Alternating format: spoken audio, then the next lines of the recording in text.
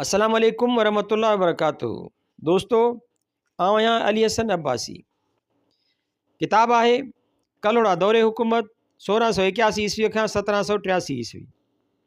लेखक ग़ुलाम अहमद लाखो।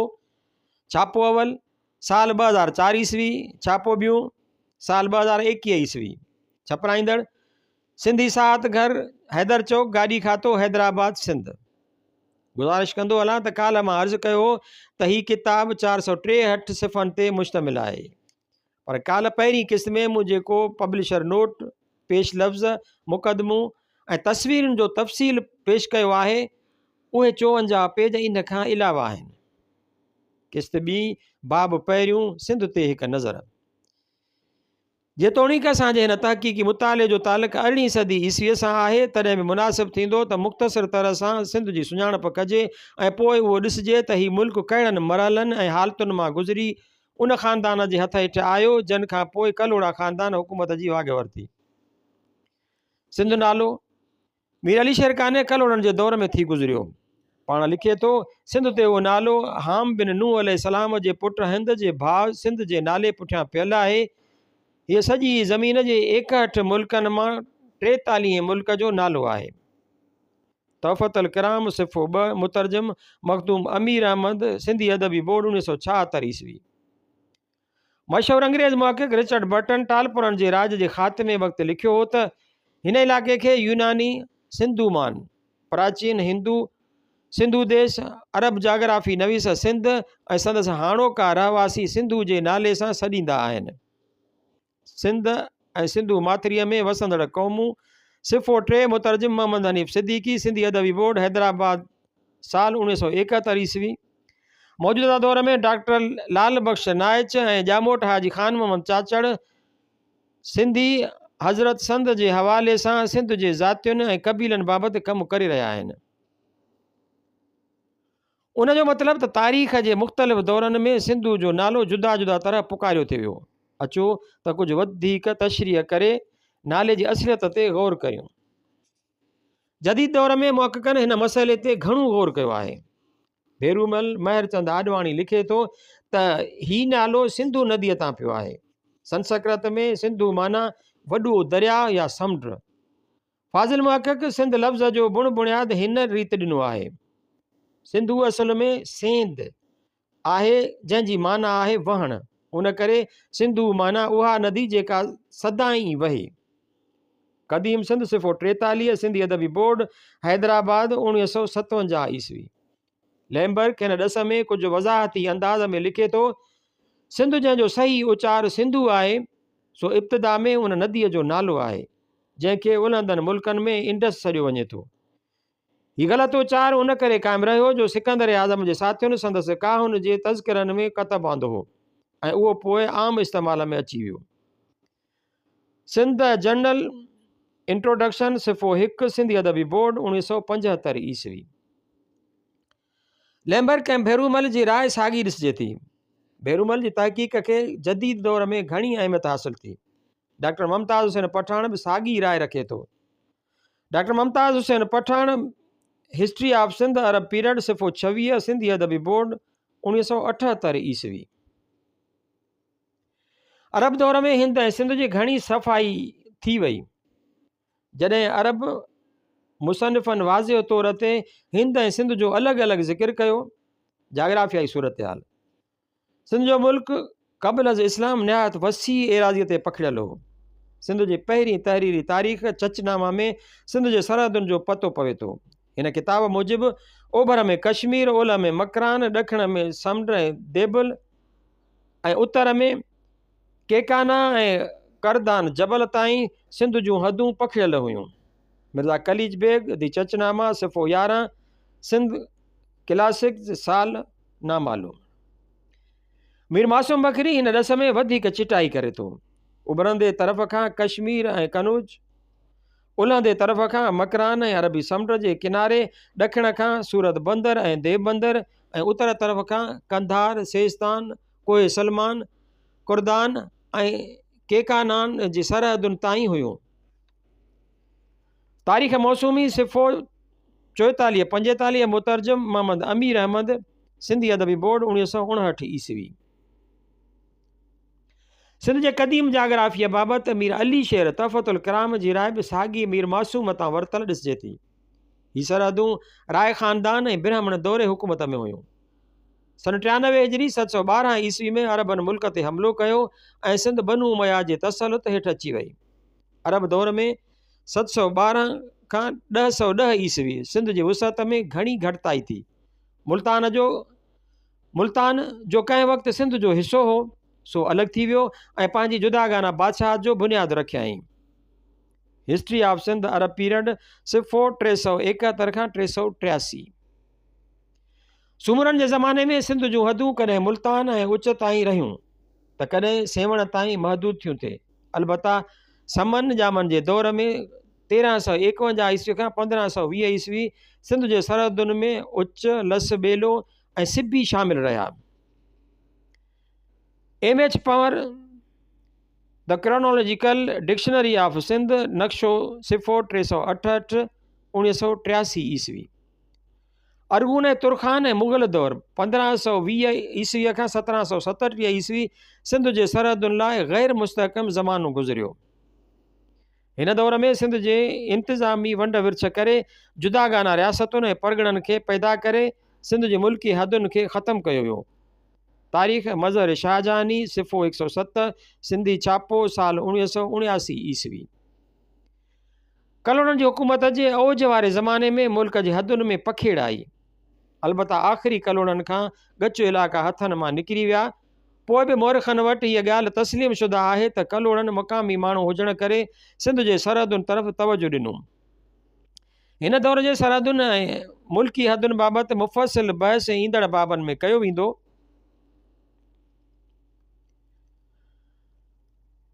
मीरनि विञायल इलाइक़ा वापसि वरिता ऐं सिंध जे सरहदुनि खे ठाहियो। चई सघिजे थो त मौजूदा सिंध जूं हदूं ऐं सरहदूं मीरनि जे ज़माने में 1783 ईस्वीअ खां 1843 ईस्वी वजूद में आयूं। हिन दौर जे सरहदुनि ऐं मुल्की हदुनि कलाम फ़कीर नवाब वली मोहम्मद लिगारी मुक़दमो डॉक्टर नबी बख्श खान बलोच सिंधी अदबी बोर्ड साल 1990 ईस्वी। अंग्रेज़नि 1259 हिजरी 1843 ईस्वीअ में सिंध खे फ़तह कयो। उन वक़्तु मुख़्तलिफ़ सरहदुनि ते हदबंदीअ जे मामले ते नाइतफ़ाक़ी हुई, छो त उन लाइ जदीद तरीक़े सां हदबंदी थियल न हुई। निशाननि वारा पथर हयल कोन हुआ ऐं नक्शा तोड़े डिज़ाइनूं निकितल न हुयूं। उन पस मंज़र में अंग्रेज़नि सिंध जे सरहदुनि खे दवाम बख़्शण लाइ रिथाबंदी कई। जेतोणीकि 1847 ईस्वी में सिंध जे सूबाई हैसियत न रही हुई, तॾहिं बि अंग्रेज़नि खे सरहदुनि जी अहमियत जो अंदाज़ो हो। अंग्रेज़ हाकिमनि कलात, लसबेले, बहावलपुर, राजस्थान, जैसलमेर ऐं जोधपुर ऐं कच्छ सां जुदा जुदा सालनि में सिंध जे सरहदुनि जा निबेरा कया ऐं क़तई तरह सां मौजूदा हदुनि खे तश्कील ॾिनो। M.H. Panhwar fixing of boundaries of Sindh Sindhological studies summer 1989 ईस्वी।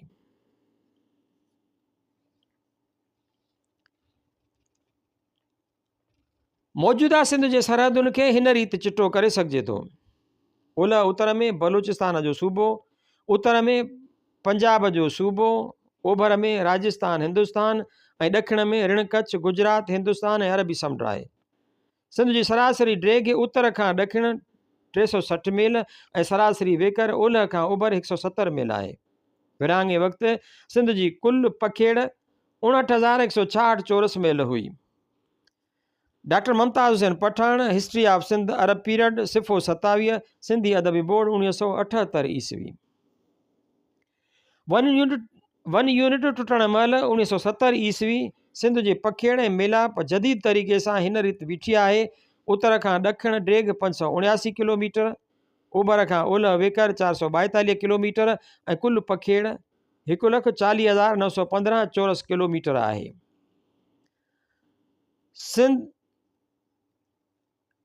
सिंध एन्यूअल 1978 ईस्वी सिफ़ो 1 गवर्नमेंट ऑफ सिंध कराची।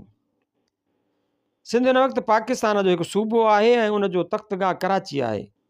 तबई लिहाज़ खां सूबे जा 5 मुख्य भाङा आहिनि: सरोया उत्तर, विचोलो, लाड़, कोहिस्तान ऐं थर रेगिस्तान। कोहिस्तान ऐं रेगिस्तान सिंध जूं कुदरती हदूं ठाहिनि था ऐं उनखे बलोचिस्तान तोड़े राजस्थान खां अलहदा कनि था। अॼु बि इक़्तिसादी तरह सां सिंध जो घणो मदार ज़रात ते आहे। ज़रात लाइ पाणी सिंधु नदी मुहैया करे थी। सिंधु नदीअ जा सरचश्मा कहिड़ा आहिनि, उन बाबति मुख़्तलिफ़ ख़्याल आहिनि। हिकु राय आहे त हीअ नदी हिमालय जबल जे कैलाश पर्बत वारी मानसरोवर ढंढ मां निकिरी कश्मीर जे गिलगित वारे जाबलू हिसे खे लताड़े 12,000 फुटनि जे बुलंदीअ तां उत्तर ओलह ऐं पोइ ॾखिण ओलह जो रुख अख़्तियार करे थी ऐं पोइ पंजाब ऐं सिंध मां थी अरबी समुंड में छोड़ करे थी। मौलाई शिदाई जन्नतुल सिंध सिफ़ो 11 सिंधी अदबी बोर्ड 1985 ईस्वी। हिकु ॿी राय आहे त ही नदी कंहिं बि ढंढ मां नथी निकिरे, पर उहा कैलाश पर्बत मां मानसरोवर ढंढ जे उत्तर में 50 खनि किलोमीटर परे खां शुरू थी पंहिंजो पाण पाणी मेड़े जबलनि मां पंहिंजो लंघ ठाहे तिब्बत मां निकिरी लद्दाख वटां फिरंदी उन खां पोइ असांजे ॾिठल वाइठल रस्ते ते हले थी। बदर अबड़ो सिंधुअ जो सफ़र सिफ़ो 37 सिंधी का एकेडमी कराची 1994। सिंधु नदीअ में ॿियूं बि के नंढियूं नंढियूं नदियूं शामिल थियनि थियूं।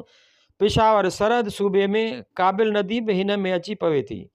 पंजाब जा सभु दरिया मिठण कोट जे भरिसां पंजनद वटि अची दरियाए सिंध के वॾी वुसअत बख़्शीनि था। हीअ नदी उत्तर खां ॾखिण ईंदे सिंध खे ओभर ऐं ओलह ॿिनि फ़ाकुनि में तक़सीम करे थी। हिन वक़्तु सिंध में हिन दरिया ते गुडू सखर ऐं कोटली बैराज तामीर थियल आहिनि, जे ज़राअत लाइ पाणी मुहैया कनि था। पाकिस्तान ठहण खां पोइ पंजाब में धड़ाधड़ वाह ऐं डेम तामीर थिया आहिनि, जंहिं सबबु दुनिया जो ही हिकु वॾो दरिया सुकणु ऐं सोढ़ो थियणु शुरू थियो आहे। गुज़िरियल 10 सालनि में हिकु वधीक बंदि कालाबाग डेम जे रिथा गौर हेठि आहे, जंहिंजी सिंध ऐं सरहद जा माण्हू शदीद मुखालफ़त कनि था। बिन ताज़ो पंजाब में थल कैनाल जी तामीर शुरू थी आहे, उन करे सिंध जी ज़राअत लाइ पाणी मुहैया थियणु वधीक मुश्किल थी पवंदो। कोहिस्तान ऐं थर जी आबादीअ जो सॼो मदार बारिशुनि ते आहे। सिंधु नदी दुनिया जी वॾियुनि नदियुनि मां हिकु आहे। उन जी ड्रेग 1800 मील आहे। जन्नतुल सिंध सिफ़ो 12। जदीद ॼाण मूजिबि हिन दरिया जी कुल ड्रेग 2880 किलोमीटर आहे, जॾहिं त उन जो टियों हिसो यानी त 944 किलोमीटर सिंध सूबे मां लंघे थो। सिंध एन्यूअल 1978 ईस्वी सिफ़ो 2 गवर्नमेंट ऑफ सिंध कराची। क़याम पाकिस्तान खां पोइ जिते ख़ुदि सिंध जो इलाइक़ो वॾियुनि तब्दीलियुनि ऐं इम्तिहाननि मां गुज़रियो आहे, उते सिंधु नदी पिणु तारीख़ जे वॾे दोराहे मां गुज़री रही आहे। अंग्रेज़नि जे अचण वक़्तु ही आमद रफ़्त जो वॾो ज़रियो हुई, लेकिन हाणे हिन जी उहा अहमियत न रही आहे। ब्रिटन 1851 ईस्वी में लिखियो हो त सैलाब मार्च जे विच धारे शुरू थिए थो ऐं अगस्त में फू जवानीअ खे रसे थो। रिचर्ड बर्टन सिंध ऐं सिंधु माथिरीअ में वसंदड़ क़ौमूं सिफ़ो 11 मुतरजम मोहम्मद हनीफ़ सिद्दीकी सिंधी अदबी बोर्ड 1971 ईस्वी। गुज़िरियल 1.5 सदीअ में सिंधु दरिया जदीद इंजीनियरीअ ऐं हुनरनि जे असर में अची ज़ाब्ते हेठि आयो आहे ऐं पिणु उन ते बैरेज ऐं डेम तामीर करे उनखे सोढ़ो करे सुकायो वियो आहे। अहिड़ियुनि तामीरात जे पंजाब में भरमार लॻी पई आहे, जंहिं सबबु सिंध जी ज़राअत ऐं माहौल खे घणो नुक़सानु पहुतो आहे। क़याम पाकिस्तान वक़्तु सिंध जी आबादी 38,87,070 इंसाननि ते मुश्तमिल हुई। जन्नतुल सिंध सिफ़ो 2 साल 1985 ईस्वी। लेकिन 50 सालनि में उहा 2 करोड़नि खां बि वधी वई आहे। सिंध जो तख़्तगाह कराची हिकु बैन अल-अक़वामी बंदरगाह ऐं हवाई अॾे हुजण जे करे दुनिया जे हर ईंदड़ पनाहगीर जो आमादगाह आहे। सिंध जी वधंदड़ आबादी मक़ामी माण्हुनि लाइ सिहत, रोज़गार ऐं ट्रांसपोर्ट जे न हल थींदड़ मसइलनि खे जनमु ॾिनो आहे। पाकिस्तान जे 3 ॿियनि सूबनि जो माण्हू बि बिना रोक टोक हिते पहुचे थो। उन रीति अॼु सिंध में अमन अमान जी संगीन मसइले जनमु वरितो आहे। दहशतगर्दी ऐं धाड़ेल अॼु जे सिंध जे मुआशिरे लाइ ज़बरदस्त ख़तरनि ऐं ख़ौफ़ खे जनमु ॾिनो आहे। तारीख़ ते मुख़्तसर नज़र। सिंध जी तारीख़ जी इब्तिदा सिंधु तहज़ीबुनि जे दौर सां थिए थी। हीउ दौरु 2500 क़ब्ल मसीह धारे शुरू थी 1500 क़ब्ल मसीह धारे ख़तमु थिए थो। सिंधु तहज़ीबुनि जा 2 माॻ निमाया हुआ, मोहन जो दड़ो ऐं हड़प्पा। जीअं त सियासी तौरु असांखे हिन ज़माने बाबति कुझु मालूम कोन्हे, उन करे हिन दौर खे सिंधु तहज़ीबुनि जो नालो ॾिनो वियो आहे। सिंध में कोडजी, झक्कर जो दड़ो आमरी ऐं चांहूअ जो दड़ो हिन तहज़ीब जा माॻ हुआ ऐं हेडक्वार्टर मुहन जो दड़ो ॾिसिजे थो। आर्कियोलॉजी खाते जे खोटाइण सबबि ही माॻ निर्वार थिया ऐं आलीशान तहज़ीबुनि जी दरियाफ़्त आहे। सिंध जे क़दीम ऊंदाहे दौर ते रोशनी पई। तारीख़ जो ही दौर कीअं शुरू थियो ऐं कीअं ख़तमु थियो उन बाबति वेसा जोगी मालूमात मुयसरु कान्हे। सिंध जी तारीख़ जो ॿियो मुख्य दौर 1500 क़ब्ले मसीह खां शुरू थी सन 712 ईस्वी ते ख़तमु थिए थो। ही दौर 22 सदियुनि ते पखिड़ियल ॾिसिजे थो। तारीख़ सिंध जी हिकु स्कॉलर 1500 क़ब्ले मसीह खां 500 क़ब्ले मसीह ताईं वारे 1000 सालनि जे अरसे खे सिंध जे तारीख़ जो ऊंदाहो दौर सॼो आहे। H.T. लैम्बर्ग सिंध बिफोर मुस्लिम कनकेस्ट सिफ़ो 67 सिंधी अदबी बोर्ड 1973 ईस्वी।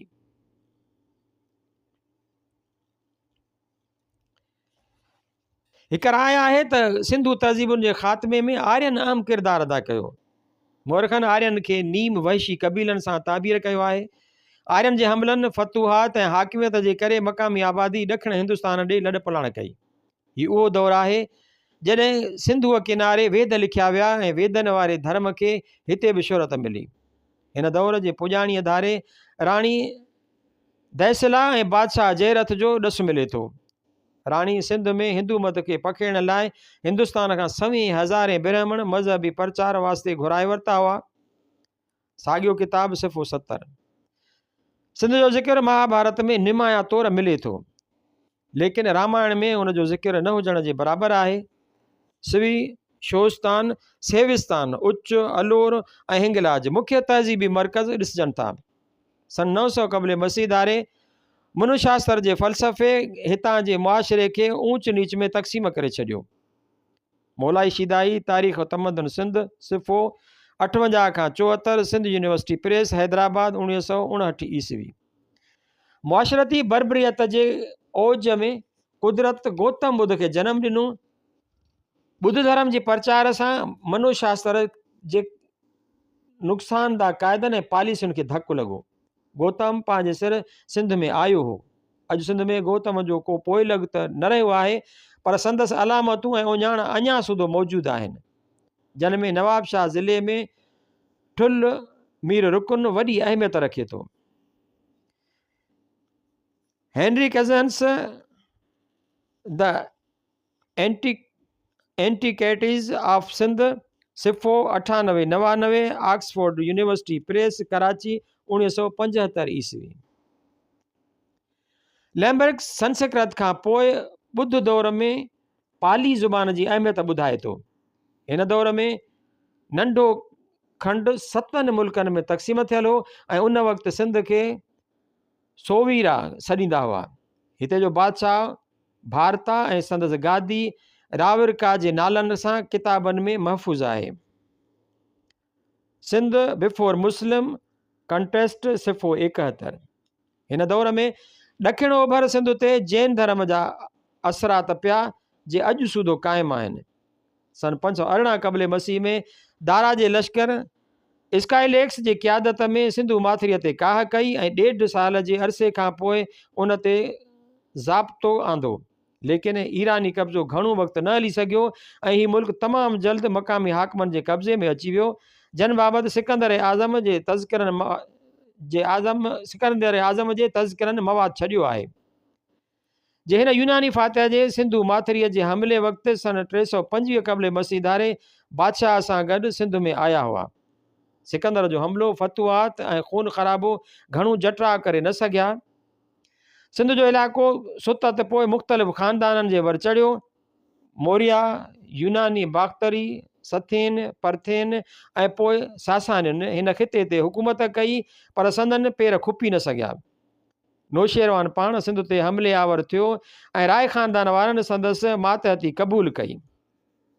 H.T. लैम्बर्ग सिंध बिफोर मुस्लिम कंटेस्ट सिफ़ो 131 ईस्वी। राय ख़ानदान वारा केरु हुआ? जदीद तहक़ीक़ मूजिबि उहे समा हुआ, जिन पोइ वरी इस्लामी दौर में सिंध ते शानदार हुकूमत कई। हीउ ख़ानदान ॿुध मत जो पोइ लॻो।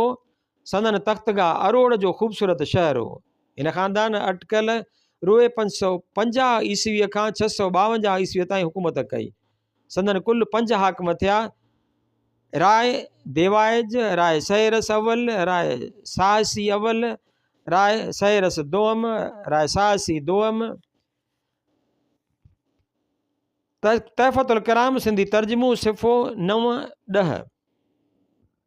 राय ख़ानदान जे वक़्त में मरकज़ी इलाइक़े अरोड़ खां अलावा मुल्तान, उच, सेविस्तान सेवण ऐं ब्राह्मण आबाद मुल्क जा 4 सूबा हुआ जिते राय जा मुक़ररु कयल गवर्नर हुकूमत कंदा हुआ। देबुल मुल्क जो मशहूरु बंदरगाह हो। उन खां पोइ ब्राह्मण ख़ानदान सिंध ते पंहिंजो राज क़ाइमु कयो। मुल्क जी इंतिज़ामी ठाह-ठूह में को बि फ़र्क़ु न आयो। सिंध में हिंदू धर्म जो ही आख़िरी ज़मानो हो। मुल्क ते हिन ख़ानदान जे 3 हाकिमनि चच चंदर ऐं ॾाहर वॾे शान मान सां हुकूमत कई।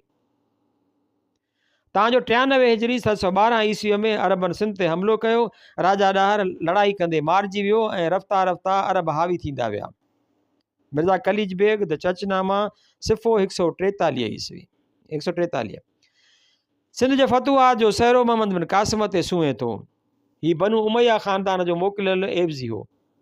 सन 132 हिजरी 749 ईस्वीअ में उमैया ख़ानदान जे ख़ात्मे सां मरकज़ में बनु अब्बास ख़िलाफ़त जो ऐलान कयो। मौलाई शिदाई जनतुल सिंध सिफ़ो 121 सिंधी अदबी बोर्ड 1985 ईस्वी। अब्बासियुनि दमश्क खे छॾे मौजूदा इराक़ खे मरकज़ बनायो जिते पोइ पंहिंजो दारुल ख़िलाफ़ा बगदाद तामीर कयाऊं। उन रीति सिंध बनु उमैया खां बनु अब्बास जे हुकुम हेठि अची वई। उमैया दौर में ई सिंध जूं सरहदूं घटिबियूं वयूं। मुल्तान हितां जे असर रुसूख मां निकिरी वियो। ख़ुदि सिंध में अरबनि ख़िलाफ़ संगीन फ़साद ऐं बग़ावतूं थियूं। इन तरह अरबनि अरोड़ खे छॾे मौजूदा सांगढ़ ज़िले में ब्राह्मण आबाद जे भरिसां पंहिंजो आरज़ी मरकज़ अल महफूज़ा तामीर कयो ऐं बाद में अल मंसूरा तामीर करे उनखे पंहिंजो तख़्तगाह मुक़ररु कयाऊं। अब्बासी गवर्नरनि बि सिंध में मंसूरा खां राज कयो। सन 240 हिजरी 854 ईस्वीअ में आख़िरी अब्बासी गवर्नर हारून उमर बिन अब्दुल अज़ीज़ हबारी हथां मारिजी वियो। उन वक़्तु सिंध में घरू लड़ाई थी जंहिंमें यमनी ऐं नुज़ारी विढ़ी रहिया हुआ। मौलाई शिदाई जनतुल सिंध सिफ़ो 138 सिंधी अदबी बोर्ड 1985 ईस्वी। हबारी शुरूअ में अब्बासी ख़लीफ़नि जा मुती हुया। खेनि सालानो ॾंडु ॾींदा हुआ ऐं पिणु जुमे जे ख़ुतबे में ख़लीफ़नि जो नालो खणंदा हुआ। पर नेठि हबारी सिंध खे ख़ुदि मुख़्तार बनाइण में कामयाबु थिया। हबारियुनि सिंध जे अमन इंतिज़ाम खे सुधारियो, हदूं निर्वार कयूं, पंहिंजो सिको जारी कयो, ज़राअत ते तवजो ॾिनो, वणज वापार खे हथी ॾिनी ऐं मंसूरा खे हिकु बैनुल अक़वामी शहर जो रुतबो ॾिनो। डॉक्टर मुमताज़ हुसैन पठान सिंध में हबारियुनि जे दौर ते तहक़ीक़ कई। संदसि तहक़ीक़ी मकालो सिंधालाजी संदसि तहक़ीक़ सिंधालाजी अरब किंगडम ऑफ मंसूरा जे नाले सां साल 1974 ईस्वीअ में शाया कई। हबारी सिंध में कीअं ज़वाल पज़ीर थिया ऐं कॾहिं थिया, उहे अहिड़ा नुक़्ता आहिनि जिन बाबति अञा तशफ़ीअ जहिड़ो जवाबु मुयसरु कोन्हे। सैयद असामुद्दीन राशिदीअ जी तहक़ीक़ आहे त हबारियुनि जो ख़ात्मो 401 हिजरी खां 401 हिजरी 910 ईस्वी में थियो ऐं उतां खां सिंध में सूमरनि जो राज शुरू थियो। मीर अली शेर कान्य तहफ़तुल किराम एडिट सैयद असामुद्दीन राशिदी सिफ़ो 624 सिंधी अदबी बोर्ड 1971 ईस्वी। सूमरनि जो पहिरियों हाकिम ख़फ़ीफ़ हो। सूमरा केरु हुआ उन बाबति अॼु बि घणो इख़्तिलाफ़ आहे। उन हूंदे बि सूमरनि जे दौर में सिंध वरी 3 सदियुनि बाद मक़ामी ख़ानदान जी हुकूमत ॾिठी। संदन दौरे हुकूमत ज़माने, नालनि, लक़बनि, तख़्तगाहनि ऐं ख़ुदि हसब नसब खां वठी मज़हब अक़ीदे ताईं बि मौरख़नि में वॾा इख़्तिलाफ़ आहिनि। उनजो वॾो सबबु हीअ आहे त संदन बाबति लिखियल को बि हमअसर तारीख़ी माख़ज़ मौजूदु कोन्हे। पोइ बि सूमरनि जे दौर जी सिंध में घणी तारीख़ी, सक़ाफ़ती ऐं लिसानी तोड़े अदबी अहमियत ॾिसिजे थी। हिन दौर में हुक्मरान मक़ामी सिंधी बाशिंदा हुआ, उन करे सिंधी ज़ुबान जी फितरी तरह तरवीज थी। अक्सर रुमानवी दास्ताननि हिन दौर में जनमु वरितो जंहिं अॻिते हली सिंधी ॿोली ऐं कल्चर जे वाधारे में अहम किरदारु अदा कयो। सिंधी शहर ऐं सुखन जा इब्तिदाई बुनियाद हिन दौर में पिया। हिन ज़माने में सिंधु दरिया जे वहकरनि जी तब्दीली अनेक इनकलाबनि खे जनमु ॾिनो। के शहर ख़तमु थिया ऐं नवनि शहरनि जनमु वरितो। देबल जो क़दीम बंदरु मेसारजी वियो ऐं लाहिरी लाड़ी बंदर जो बुनियादु रखियो वियो। हिन दौर जे शुरूअ में महमूद गज़नवी सोमनाथ ते हमला कया ऐं पोइ गज़नी ऐं गौर सां हिंदुस्तान ते मुस्लमान हमले आवरनि जूं काहूं शुरू थी वियूं। नतीजे में 602 हिजरी 1206 ईस्वीअ में हिंदुस्तान ते मुस्लमाननि जी हुकूमत जो बुनियादु रखियो वियो। सूमरनि जो सॼो दौरु सिंध ते बैरूनी हमले आवरनि हमला कंदा रहिया, जिन में महमूद गज़नवी, शहाबुद्दीन गौरी, नासिरुद्दीन कबाचा, जलालुद्दीन ख्वारिज़म शाह, अलाउद्दीन खिलजी, मोहम्मद तुगलक ऐं फ़ैरोज़ तुगलक जा नाला वॾी अहमियत रखनि था। सूमरनि जे दौर ते अञा को मुस्तनद किताब न छपियो आहे। मुख़्तलिफ़ किताबनि में टिड़ल पखिड़ल मवाद मिले थो। हिन दौर जी सियासी अभ्यास लाइ मौलाई शिदाई जनतुल सिंध सिफ़ो 304 खां 334 में मवाद ॾिनो आहे। डॉक्टर नबी बख्श खान बलोच सिंधी ॿोलीअ जी मुख़्तसिर तारीख़ सिफ़ो 51 खां 72 मुतबा 1962 ईस्वीअ में हिन दौर जी अदबी ऐं सकाफ़ती ओसर ते लिखियो आहे।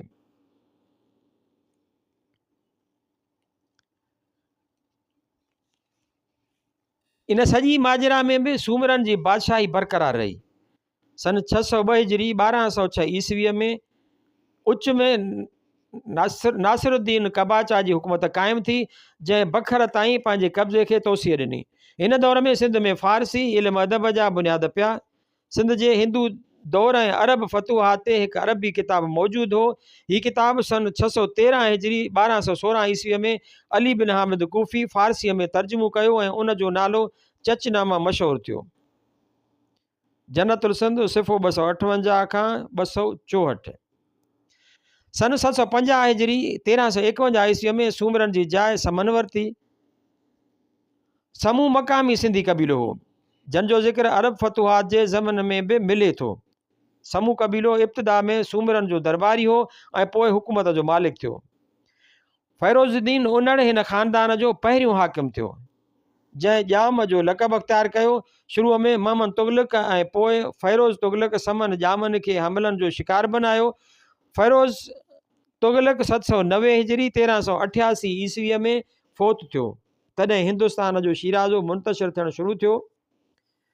बाबर 932 हिजरी 1526 ईस्वी में हिंदुस्तान में मुग़ल बादशाह जो बुनियादु रखियो ऐं पोइ हिकु हिकु करे मुग़ल बादशाहनि वरी मक़ामी रियासतुनि खे फ़तह करे ख़तमु कयो। फ़ैरोज़ तुगलक जे मौत सां ॼामनि समन हक़ीक़ी आज़ादी हासिलु कई। समन जे दौर में सिंध पंहिंजो अॻूणो विञायल औज वरी हासिलु कयो। हिन ख़ानदान जी कुल 19 बादशाहनि हुकूमत कई।